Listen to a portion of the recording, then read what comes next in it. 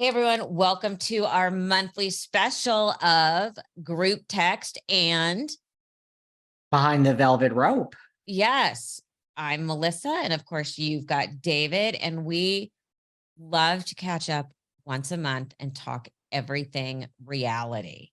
Oh, David, we got a lot. I don't even know where to begin, Melissa. But I Okay. think I feel like I say that every time you and I sit down to chat. Yes. Okay. So let's start with the big story, which is Kyle and Mauricio. Bring us up to speed. I mean, there's so much back and forth on this. First of all, this was in People magazine. You know how it works. I feel when it's in People magazine, they don't just pull it out of nowhere, right? So they announced that they were separating. And since then, people have just gone awry. So many people are saying it's fake news. They did release a joint statement that says we're not divorcing. We've had a very tough year. So, I mean, I guess you're separating, you're not divorcing. Now there's rumors. I mean, there's been rumors about Mauricio throughout the years about certain infidelities. Who knows if they're true? Now there's rumors about Kyle and Morgan Wade, this country singer, and recently, I don't know if you saw this because this happened like in the past, I think 5 or 6 hours. Andy Cohen, this thing is circulating now that Andy was at the premiere for the Real Housewives of New York City. And one of the new New York housewives, Brynn Whitfield, said to Andy, the reporter said, who do you think's the hottest house husband? And she said Mauricio, and Andy said he's available. It was not really a hot mic moment, but it was kind of. I don't know if he really understood it was being picked up, and that's now out there. Yeah, but Andy is, smart like a fox.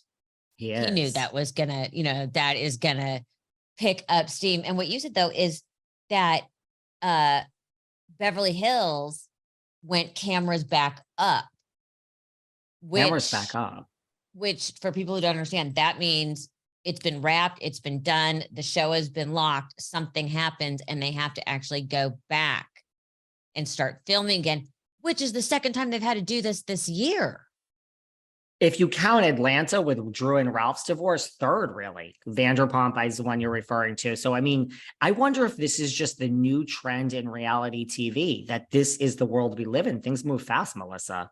But don't you wonder how much of this is what it is to generate PR? Because the Real House franchises are still doing great, but they're not the juggernauts they were. I mean, you can see that with the complete reboot of New York, which we'll get to in a minute, about they're doing the press rounds, and that people are already kind of like, not loving this very sort of kumbaya, and that all they're arguing about is a cheese platter and what restaurant to go to. But we'll get to that. So, okay. And then there's the story about Morgan Wade and Kyle having matching tattoos. Now, I'm going to kind of call not bullshit on that, but they're not like these super unique tattoos. They're the outline of a little heart. I can name 1,000 people who have that same tattoo. Yes. And, they're saying that Morgan has a K tattoo. Well, her ex-girlfriend's name is Katie. So is Katie Cody. So Katie starts with a K, Kyle starts with a K. So, this could be for your ex-girlfriend, and I guess they have matching rings, but the rings themselves are also very generic. So I think it's I know there's a lot of talk out there that this is Kyle's sober coach. Then Kyle releases a statement that she's 1 year sober. So it's like, I don't know. I feel like Kyle and Mauricio are now trying to distance themselves from this separation rumor, because they're posting pictures of them in Aspen like they did a few weeks ago, that everything's happy. They're both, I don't know. Now, I just think where there's smoke, there's fire. Like, I don't think this is now a happily married couple like I thought they were. This story just didn't come out of nowhere. But also, like you said, they did release a statement saying they were separating. Yeah. And then everyone's saying divorce, and then they release a second statement. It's all very confusing, but it's going to make for great TV. It's going to make for great TV. But, and also though, this is the stuff that the viewers want to see, which makes me bring up New York, which has kind of been like, the premiere was kind of like, My DMs are so mixed on this. I think everyone wanted to hate it. So I think there are a certain group of people that are like, wow, okay, like maybe I'll hang in there. But that's not really an overly positive thing when you expect it to hate it. But so many people are just like, right, what are we talking about? We're talking about cheese.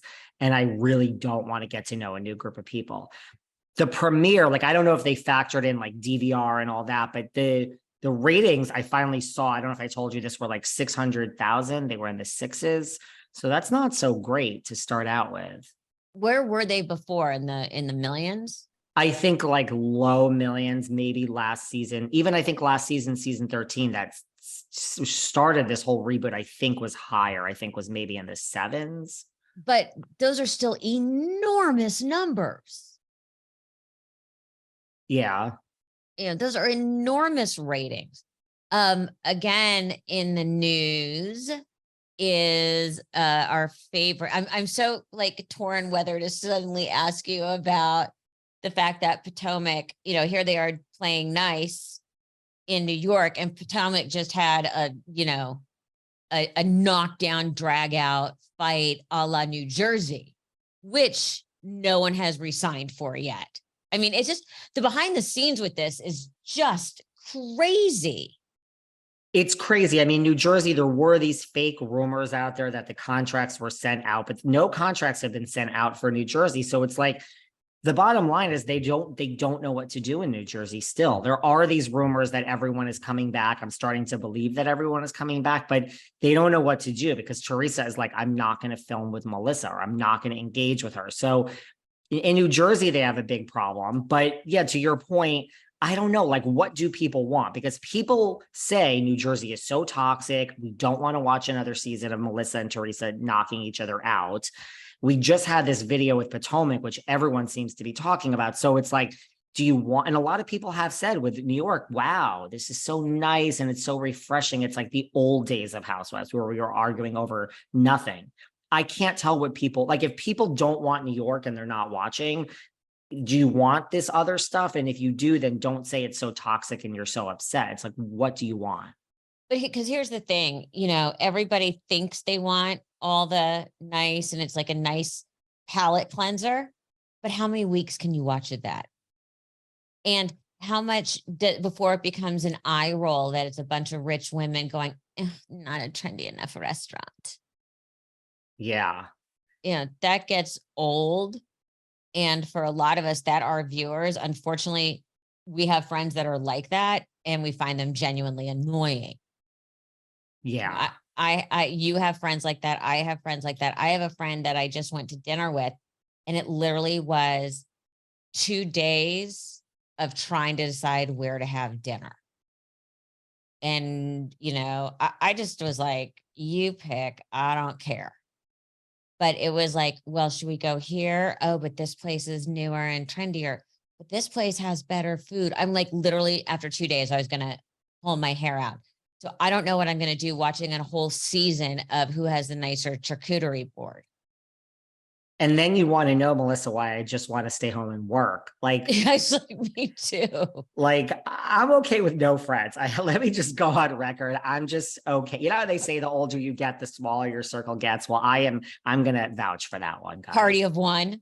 Party of one. I'm the same way. I'm like, I mean, I am so exhausted from working. I don't care. Like, pick a restaurant, tell me a time. You should be thrilled that I'm so easy. Tell me a time, tell me a location. I will be there. It could be all the way across town, even in LA. I will get there. Don't worry about it. Yeah, it's crazy. So speaking of LA and restaurants, Vanderpump. Okay. So Raquel is now Rachel. She says she's Rachel now. She's changed her name back. She hasn't started filming yet, but there are pictures which have surfaced in the past also few hours of her for the first time seen outside the facility in the Meadows in Arizona, or I think she's in Arizona, or maybe she's home in LA, but she hasn't filmed yet, but she's coming back. So people need to get ready for that. Also, there's a lot of drama now, too, is that they're all in Vegas on the cast trip for Lisa's new restaurant, Wolf, and they take this group picture. Mind you, Ariana's not there. She got paid God knows how much to go to Love Island. So Vanderpump is probably like, I guess they probably worked that out in the contract, right? You can come back, but we understand you now make all this money doing other things. And it's also great promo for the show. So Ariana's not even there, but Sheena is like standing next to Tom. She has her arm around him as you need to when it's your job. And the people have come for Sheena. How could you be standing next to that guy? And I mean, really, I mean, there's lots of times that you have to stand in a picture next to coworkers that you don't care for, but you do it. I can't tell you how many executives I've had to stand in pictures with that I don't care for. yeah, Sheena's claps back. It is like, I don't understand. I'm not supposed to do my job. And Exactly. Let's talk more about Rachel/Raquel. yes. And you and I discussed this. I think she really did have a nervous breakdown. I really, because I know a lot of people are saying that she didn't, it's a publicity thing. She needed to get out of there or people could leave her alone and let the storm blow over. I think this was her sort of emotional bottom. It is really hard when the entire world turns against you. And I don't think she was prepared for that at all, obviously. And I don't think, you got to wonder, we talk about what, she's 28. Yeah. At 28, you make terrible decisions in general. So what do you think? Do you think this was a real rock bottom moment and that by becoming Rachel again, she's getting back to who she was before all of this Vanderpump show came along? As I always say, I'm behind the velvet rope. Two things get to be true.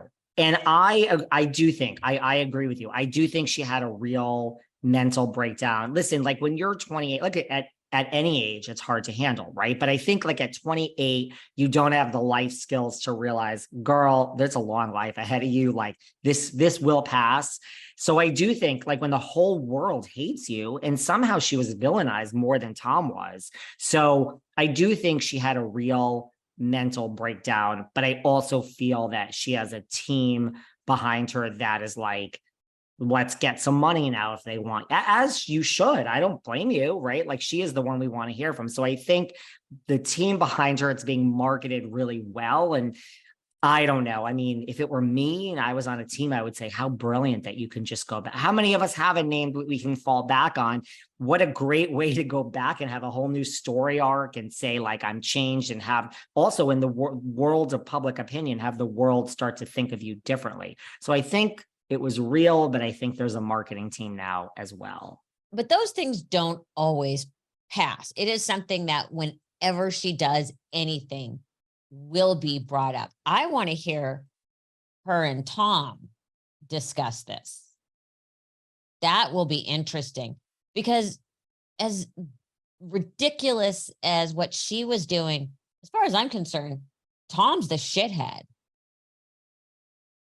Yeah, and while she was in the facility, assuming we do think it's real, he was on tour. I mean, he was on tour, shirtless, singing every night to a whole bunch of female groupies, single. So, right, like that's how his several months were spent, selling tickets, making money. The tickets did sell after the first few shows. So I would love to see, like, does she understand this, that while she was recovering, he was living his best life as a rock star? That wouldn't go over so well with me. And we heard that Lisa and Tom had a knockdown drag out. That's what the rumors are. Now, I don't know what that's about. I haven't heard anything, but I've heard that that's what's happened. So I wonder Lisa also, I wonder if Lisa came back now. Like Lisa got a lot of flack last season for that one scene where he's crying in her house and she was sympathetic. And, Lisa was standing by him, which I don't blame her. She's part, they're in business together and Tom, but I don't know. I don't know if Lisa's now like, I better distance myself from, but I mean, also rumor is Tom is just stomping around. And like, I think Tom is a true narcissist who loves this. Like, I think he loves walking down the street and having TMZ stop him every day and still want to talk about this. I think he's loving it. That's my opinion. I think he's loving it too. And then did you see the photos of Ariana and Derek Huff going to lunch? And they're trying to create a story. I read a couple of things like, oh, is it just lunch? And everyone's forgetting that Derek Huff's engaged and happily. He's not like this player guy. And Ariana does have a boyfriend, Daniel Way, which no one seems to want to remember. Yeah. But, and then she's on Love Island. No, okay. I think she's also probably gotten a book deal. I mean, probably, right? I mean, it could go in so many different ways. It doesn't even have to be your life story. It could be like how to rebound, it could be like a women's like self-help book. It could be so many things. How far though can they, and I mean the show, the franchise, ride this? Do we think one more season that they can get all the drama before it becomes where I hit and maybe other people don't, like, guys, get your acts together, and that's what happened to me with a couple shows where I'm just like, really, Yeah. I think that's what ties into housewife fatigue. Like if you really strip it out, I mean, we have so many different franchises of the housewives. It is the same formula, right? Like whether you're okay, Beverly Hills is fine, is different than the OC, is different than New York, but it's the same general formula. So to have multiple shows on all year at the same time, I'm a little fatigued by it all, right? Like I want something new. But speaking of new, the Golden Bachelor. His name is, I can't find his name. Jerry. And he's Jerry, yes. And he's 71, and holy crap, is he handsome. Now, I was thinking about that last night, and with someone who is 71 and looks that good, I would be a little leery of someone that spends that much time on maintenance, because a 71-year-old does not look like that without doing continuous and major maintenance. And I don't want to be with a man who spends more time in the mirror than me. I didn't even know what he looked like until you said, because my friend Rachel Riley from Big Brother, she's great. She was on my show. She was involved in casting this. So, it's like, you're in the business. I'm like, is this show really going to actually ever see the light of day? But the more she talked about it, here we are. So I didn't even know what he looked like until you sent me that picture. Oh my God. Yes, you are right. There's 71 and then there's 71, right? I mean, this guy is good looking. I just want to, like we talked about, I wonder what the age of the women suitors is going to be. Is it going to be his age, older and younger? And are we going to go all the way down? Because he looks like he's in his like early 50s to me. 100%. And I have a feeling if I were producing the show, I love to play this game, I would have, my youngest would be probably 25, and I would go all the way up to 72. And because what they want is to see him having to decide about someone age appropriate and some young hottie. My gut, and I will say this right now, he is going to end up with someone between 45 and 55, maybe 42. I'm actually going to say 42, because that's still age appropriate enough, but not gross. I agree with you. Listen, it's ABC. So I agree with you. I just hope that they don't go the straight and narrow route of age. Like I would love an age range. To me, that makes this show so much more interesting to see, he's going to sit there for the first and, I really want to find love and this and that. Really, because you're eliminating everyone who's like 68 and you're choosing like to go on one-on-one dates with people in their like late 20s. Right. Oh, yeah. So I think that's going to be, I agree with you. I bet you he's going to end up, I was going to say like 40 to 52. I'm agreeing. Yeah, I think that's what's going to happen. But okay, so just as a primer for people, Disney owns ABC, which is the home of The Bachelor. They also own Hulu, the home of the Kardashians. And I think it was last week, the internet and everyone was blowing up because right at the end of the show and teasing into the next episode, Kim announces that she's been asked to be the Bachelorette. So just follow me here. Kim says that the promos all have the family freaking out. Everyone's talking about Kim being on The Bachelorette, and then they dropped the news about the Golden Bachelor. Whoever is working in strategic marketing for ABC and Disney and Hulu, that was a meeting of the minds right there.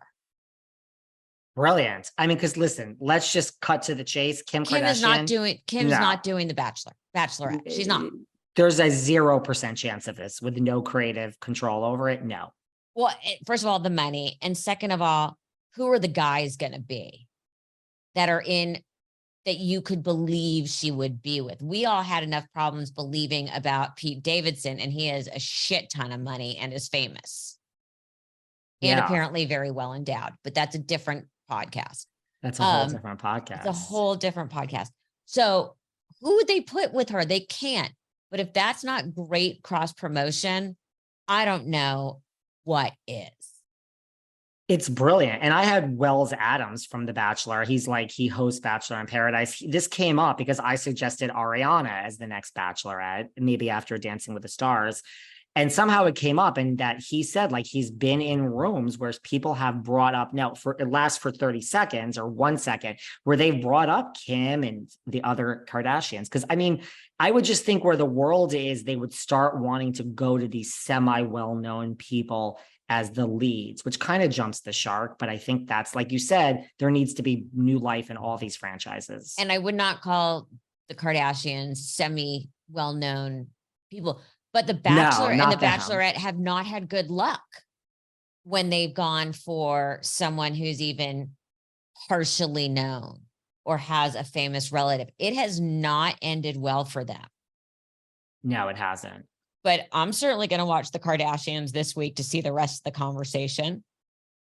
I have to say, I'm not that excited about The Bachelor anymore, but the Golden Bachelor does relatively intrigue me. It does.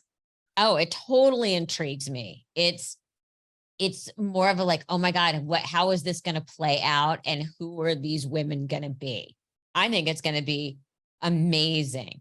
Who do you think would be a great Bachelor/Bachelorette? Besides Ariana Madix, assuming she was single, that's a really good question. I mean, the possibilities are so endless. I mean, you look at someone like, I like someone who is been fluid in the past, or like a Demi Lovato. Someone like that comes to the top of my mind. What about like a Scott Disick? I think, listen, I would love a Scott Disick. And one person you brought up, which I think would be brilliant casting, Caitlyn Jenner. Scott can be on The Bachelor, and the second, listen, if the Golden Bachelor is a success, I mean, what comes next? The Golden Bachelorette, right? Yeah. So let's get Caitlyn in there and really get suitors for her of all ages. I think that would be, I did bring that up to you. I think it would be great. I mean, she might almost do it, right? Well, the whole ABC Hulu Disney synergy is clearly at play in this last week with both those shows, or with all four, Love Island, Bachelorette, Bachelor, and Golden Bachelor. Now. Man, they are just printing money, but we got to talk about my favorite. Your favorite is trending today. It is. Why? Just a lot of the things that we talked about, just as far as like all the Gary and the Daisy and Colin, and just, this was a more messy season than most. Oh my God. The 2-part reunion. I got to watch part 2 last night. I mean, part 1 was great, but we were all waiting for part 2, which was basically the showdown between Daisy, Colin, and Gary. And wow, did it not end well for any of them. And we found out so much. We found out that Colin and Daisy hooked up before the show started, that Colin had been flirting with Daisy and Daisy had been flirting back all this time they started at season 2. And then right before season 4, he actually said to her, if I didn't have a girlfriend, I would kiss you right now. And then apparently they were in a hotel together before they got on the boat. And there's kind of different timelines happening because Daisy said that Colin was sort of seeing someone. What she said was sleeping with someone before the season started. And even though they were making out, and then they got on the boat and didn't anyone to know. And it was this whole thing. And it was crazy. There was one very funny moment Yes. in an asshole kind of way where Colin and Daisy are going at it and they cut to Gary and he's sitting there eating chips, just watching. But Gary got a little bit of a spanking for him to say he admitted he does not watch the show back. Right. Which is, everyone kind of piled on him for that. And they're right. And one of them said, I can't remember who, we are given such a special and unique opportunity to get to watch ourselves and our behavior and see how other people see us and the chance to grow. And if someone needs to grow, it's Gary. You know, he got a taste of his own medicine. Big time. I don't understand the appeal of Gary. That's just me. Well, because he's funny and this and that and the other. And this is the first, he was always a dog, but this was the first season where you're like, wow, he's not a good guy. Like it was the first time in all these years I thought Gary was kind of gross. Kind of gross. He's not my favorite. I'm going to be honest with you. Yeah. But one of the things that was announced on it was Alex, the super hot, long-haired guy, is on Winter House this season. See, I love this. I love that like other people from Below Deck are in Winter House. I mean, you know, like originally it was just Vanderpump and it was just Southern Charm. I say it's a brilliant casting, right? Because they're the same age, they're the right age, it's partying, like let's mix it up. So I think whoever's idea was to involve the Below Deck franchise cast in Summer House, Winter House is brilliant, or Winter House, that is. Yeah, there's a couple of ones that I know about that are going to make it Same awesome here. with my Below Deck peeps. Also, what just premiered was Below Deck Down Under. And, you know, I kind of don't care about the story. I just want to look at Captain Jason. He is unbelievable and so freaking cool. I love how they just like this many years in, like when they started over with like a new concept, they're like, you know, this is Bravo. Like, let's just not cast this until we find the hot captain, right? Like that didn't just happen. Like I'm sure when he walked in, they were like, okay, this puts you at least in the top 10, right? Well, also because Captain Lee, Stud of the Sea, has retired. They need a new heartthrob.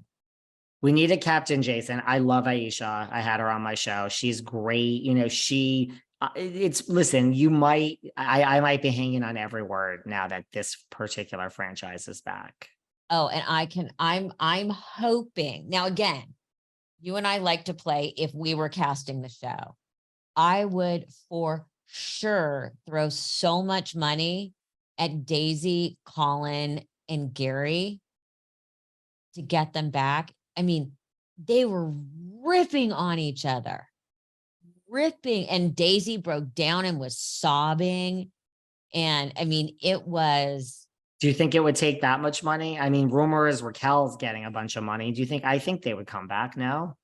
It was so, I could see Gary and Colin coming back and repairing their bromance.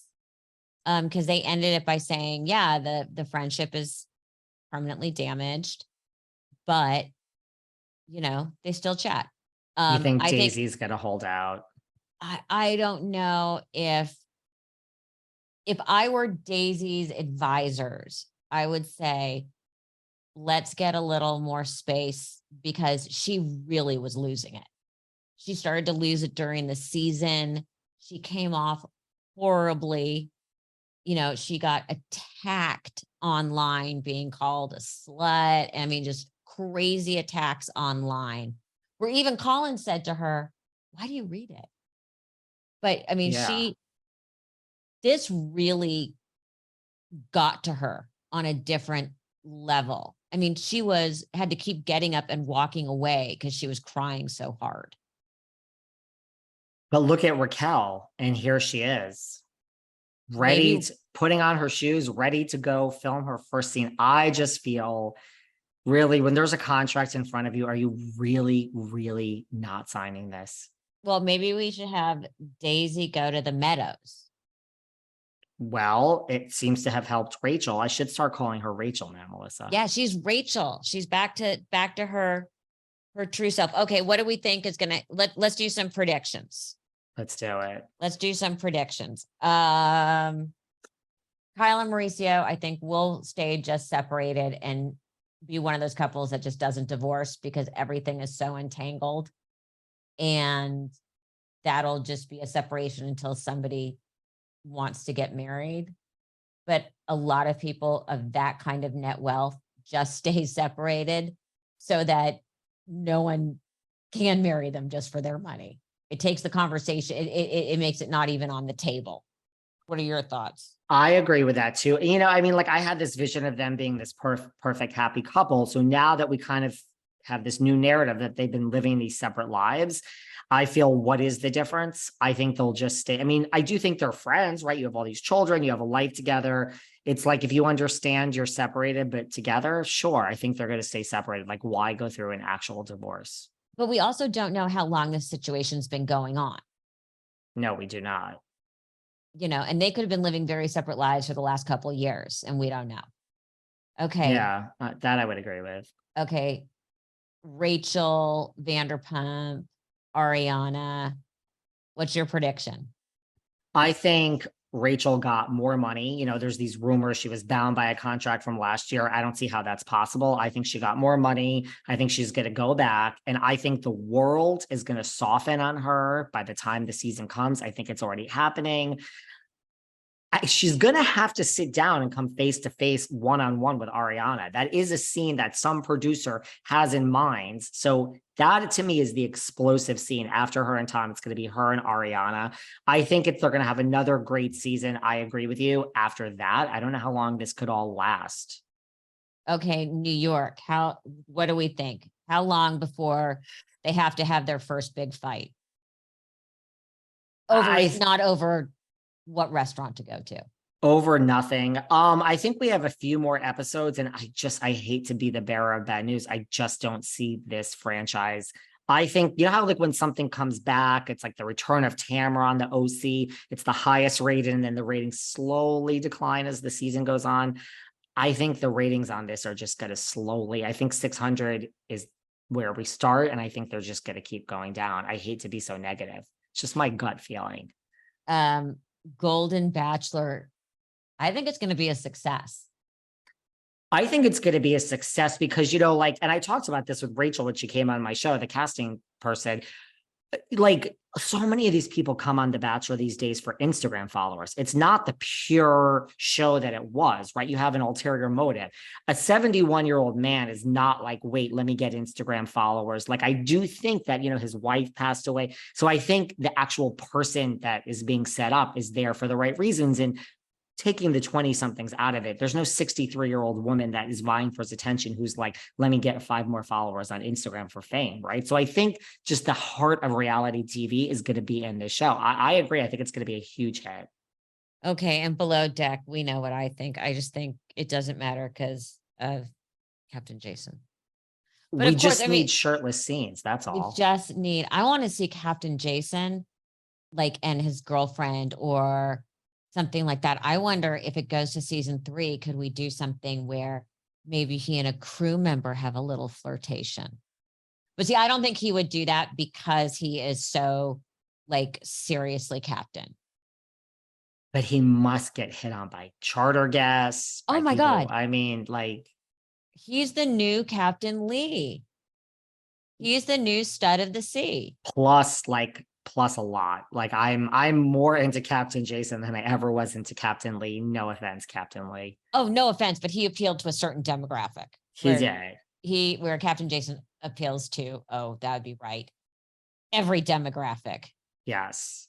He Well- he has my attention. You might make a below deck aficionado out of me yet. I'm telling you, I am telling you, it's the best. It is the best because you have all these different charter guests every I like it. episode. So there's always something, there's a new dynamic every single episode. That I like. The season finale had a throuple on it. I knew the gay guys last season, I think on Captain Sandy's, the ones from New York. I don't know if it was Sandy or Lee, but they were posting 24/7 about their below deck experience. And I'm like, Oh my God, the season finale of Sailing Lot had a throuple that was so rude and so gross. And they kept, someone threw up in the sink and never cleaned it. They weren't flushing the toilet. It was, Captain Glenn had to get in one of their faces. I'm telling you, if you watch one episode of Below Deck from last season, watch the finale. I would be the most boring charter guest because I would be like, this is on TV. I will literally be on my best behavior and nothing would happen. We've flirted with the idea of me possibly doing it. And the problem is I am so boring on vacation. All they will see is me sleeping.